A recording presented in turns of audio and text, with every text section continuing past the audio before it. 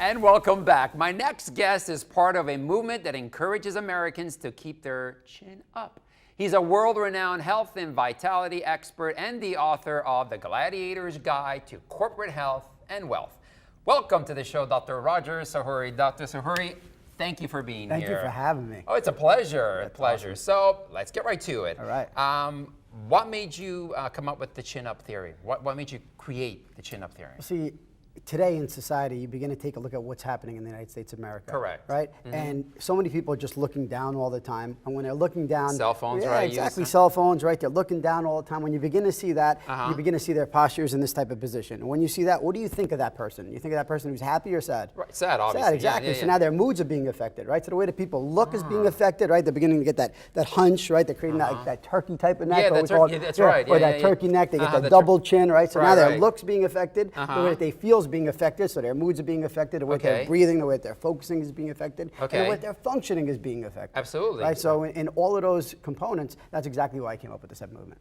And how widespread are these issues? I'm sure that you just mentioned 700 people come to your facility? Yeah, so when you see so many hundreds of people coming into your center, right? But when you begin to see so many people coming through your center, and you've seen hundreds of thousands of patient visits come through your doors, you begin to see that there's an epidemic, but it's not just in my center, it's throughout the world. That's correct. I mean, today you have young kids today that I see coming into my offices already with having their spines beginning to degenerate. Okay. And when you already see degeneration happening in children who are in their teenage years, and that used to be 60, 70-year-olds. That's right. Well, there's a big problem happening. Okay. Right. So I know you brought this little, it looks like exactly like my brain, how it is, by the way, but this is great to show us the effects of keeping your neck. So let's show us a little demonstration. And I know you brought this banana, so, you know. All right, so let's take a look at it. Let's handle the banana first. So other than just eating the banana, right? Well, when you take a look at your cervical spine, it should come back like a letter C. That's correct. Right? If you begin to take that C curve, right, in your neck, and you begin to move it in the opposite direction, what eventually happens to this banana? Oh, you just broke the banana. Exactly. It opens up, right? Oh, yeah, so when you begin to do that, that's not a good thing. So when it comes to your life, right, you take a look at your life right here, and when you begin to take your life and you begin to see that this spine begins to go in this direction, what begins to happen here? The light starts to dim. It begins to dim.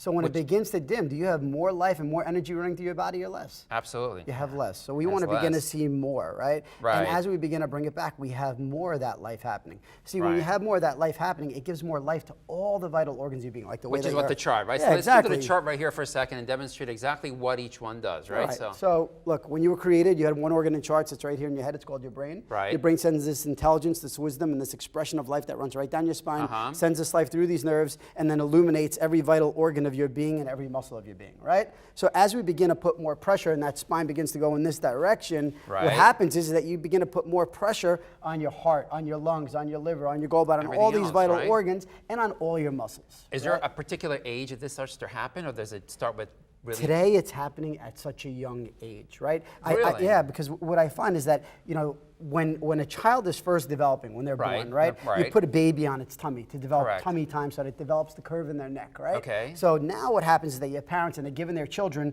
mobile devices at the age of 2. Right. So they're looking down at their iPads. So here we are, we're working on getting that curve to come back, and now it's going in the opposite direction. As it's beginning to do that, look, this becomes a severe addiction. It's like digital heroin, right? I wonder because my daughter was colicking when she was little. So could a spine adjustment might have done the trick for her maybe? Listen, we see so many great benefits to spinal adjustments as babies. I mean, you start seeing infants, right, who from the birthing process, right? It's very traumatic, right? I mean, you're pulling on her, C-section, pulling, right? Yeah, and as they're doing that, they're putting stress on these upper cervical areas, right? And as they do that, you begin to see children, this is what I've seen commonly in my center, is that you see kids who have auricular ear infections, right? You see children who have acid reflux, you see asthma, My God, ADD I wish I had met issue. you so many years ago. You know how many nights, sleepless nights I had? It's incredible. I've been up and I lost 10 pounds. My God, unbelievable. Listen, I know you have your wife. Is she going to demonstrate a few exercises for her? Absolutely. So let's bring Christina in. There she is. So this is my beautiful wife, Christina. Beautiful wife, absolutely. So here are 3 exercises that I recommend for everybody to do. Okay. So one of them is going to be a chin back exercise, where you make believe like you have an arrow from your chin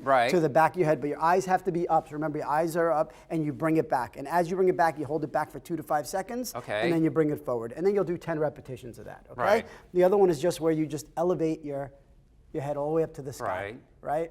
And you do the same exact thing, 2 to 5 seconds, and you relax it. And the third one, please turn around, honey. Yes. And you take your arms and then you squeeze your shoulder blades together, right? So right in here, you just squeeze those shoulder blades in. You hold that for 2 to 5 seconds. Again, you'll do that, you do 10 repetitions of that. So those are the exercises. The other thing I'd like to make everybody aware of is that you'd want to, if you have a cell phone, start looking at it up here, because most people are looking down. So I'd like you to just take your arms out like this, bring it up, and begin to look at it up here. As opposed to bringing it down here. Exactly. And then if you're looking down at your mobile devices very frequently, another exercise to do is the 20-20-20 rule, right? Every 20 minutes, look up, America. Wow, you know, look up. Look for 20 seconds at a distance. That's right. Right? And look at 20 feet away for 20 seconds. Wow. If you could begin to do that, you make a huge impact. That's so great. Thank you very much. Great information. Okay, guys, don't go anywhere. I have some great products to tell you about in my healthy lifestyle tip of the week. Stay tuned.